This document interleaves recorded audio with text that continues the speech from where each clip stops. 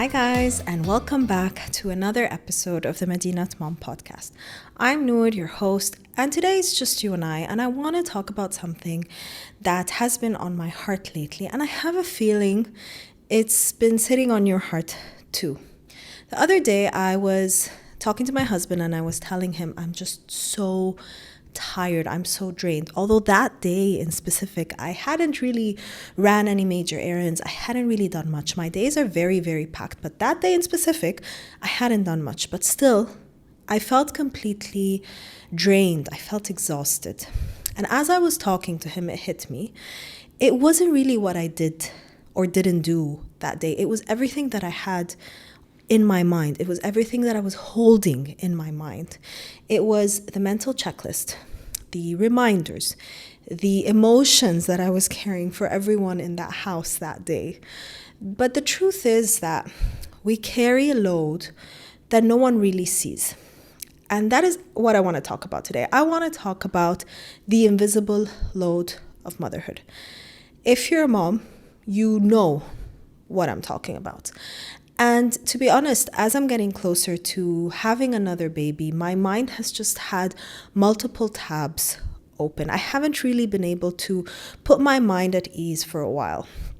I wake up in the middle of the night and I'm constantly thinking about things I should be doing or things that I haven't done yet for our baby that is coming. And they say that the second time around is easier because you sort of know what to expect, you sort of know what you need, you know what to prepare for.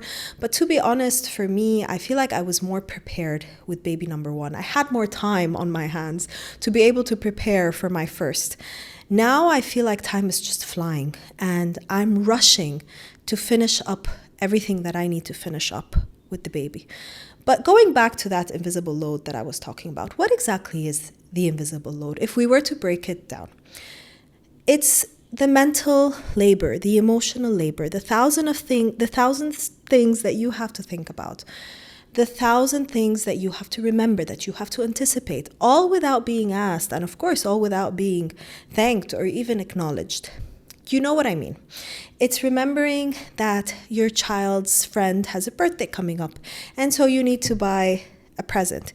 It's making sure that your child's outfits are ready for every school day. It's checking if your toddler's shoes are getting tight, and so making a mental note that you need to buy a new one.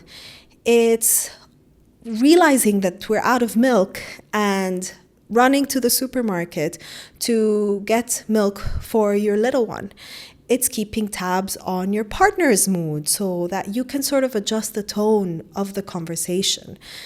It's basically remembering every birthday, every doctor appointment, every school event, every holiday, every outfit, and it's just making sure that everything in your household with your family happens seamlessly. So no one really sees that part just because it's happening, right? No one counts it, but it is there every single day.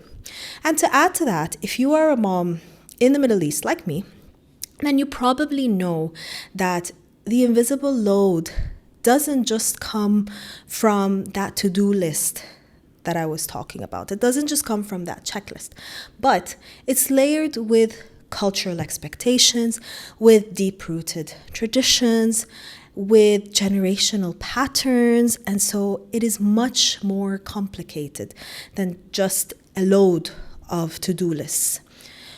We're raised to be strong. We're taught as women to put our family first. We're taught to honor our roles as mothers, as wives, as daughters.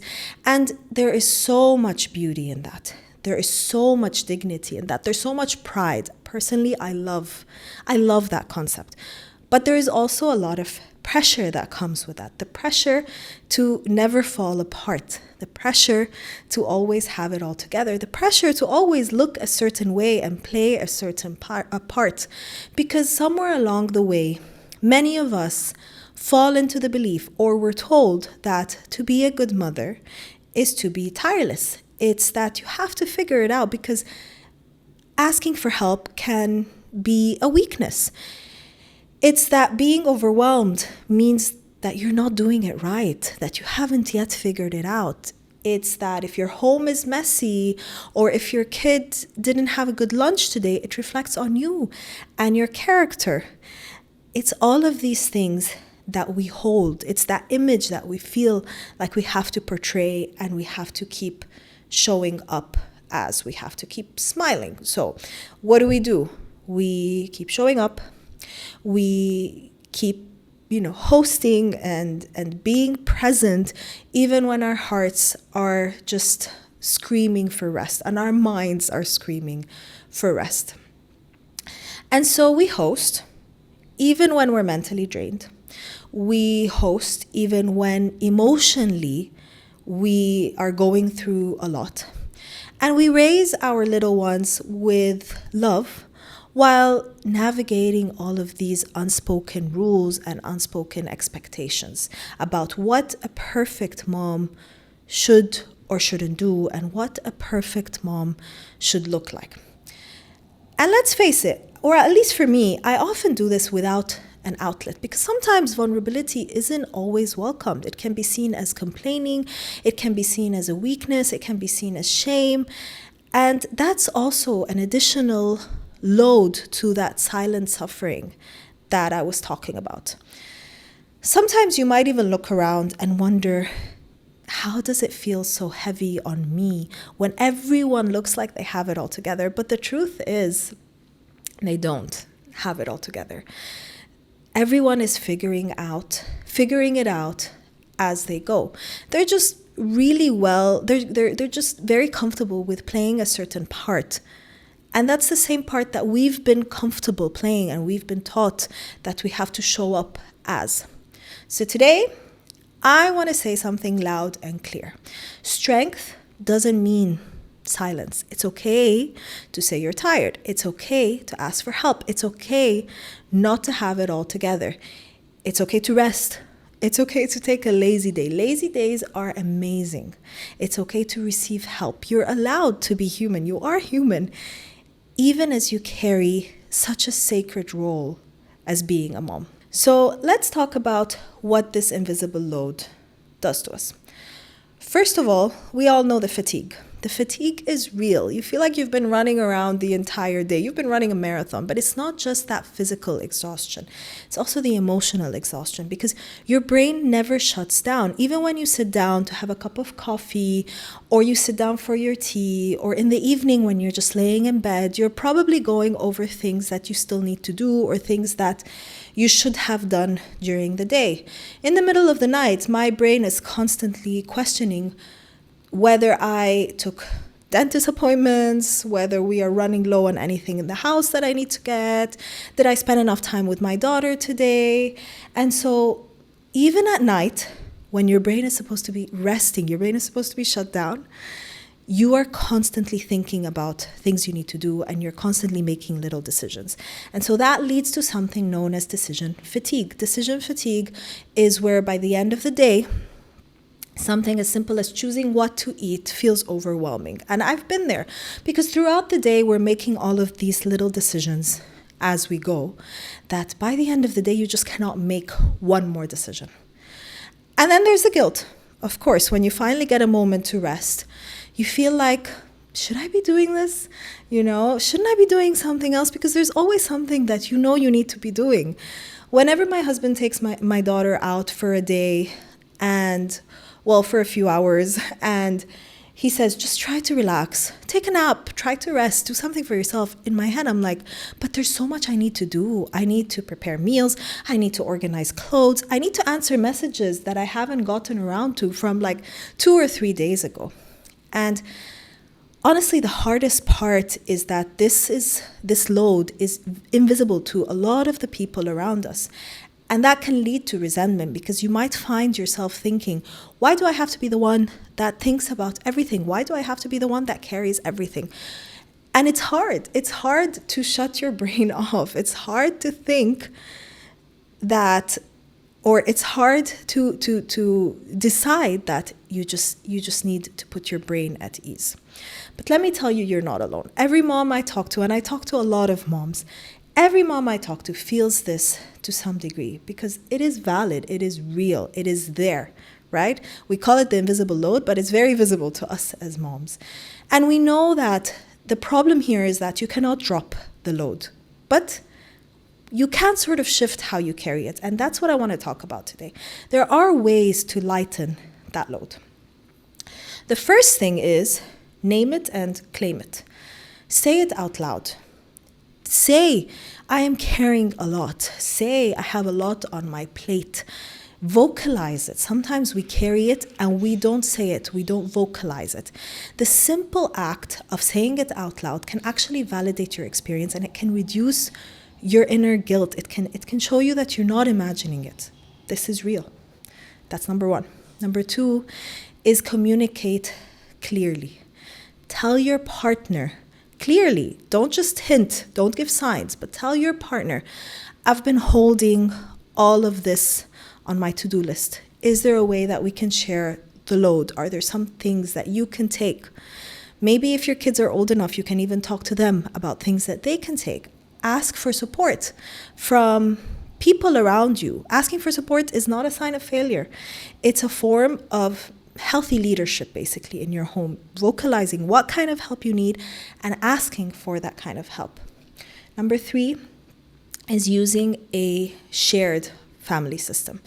Try a whiteboard. I personally we use a Google Calendar for tasks, for appointments, for meal plans, for anything that really lives in your head. Try to write it down. Try to have it somewhere where you and your partner can decide as a team, who is going to take what, right? And then number four is delegate. But delegate without guilt. If you can, let someone else cook. If you can, let someone else clean.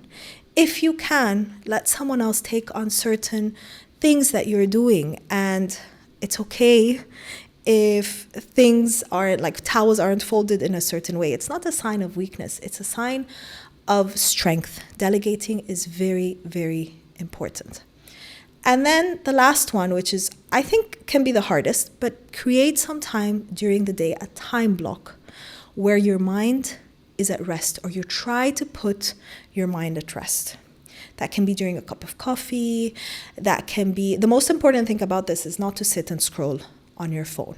You can try mindfulness. You can try going out for a walk, just listening to the birds. If you're lucky to be in a place that allows you to do that, I'm personally not. I cannot go out for a walk now, but you can try little moments of just pause, breathe, relax, and of course, we cannot forget, practice saying no. Just say no. You don't owe anyone an explanation. You can just say, no, this isn't the right time, or no, I cannot add this on my plate right now.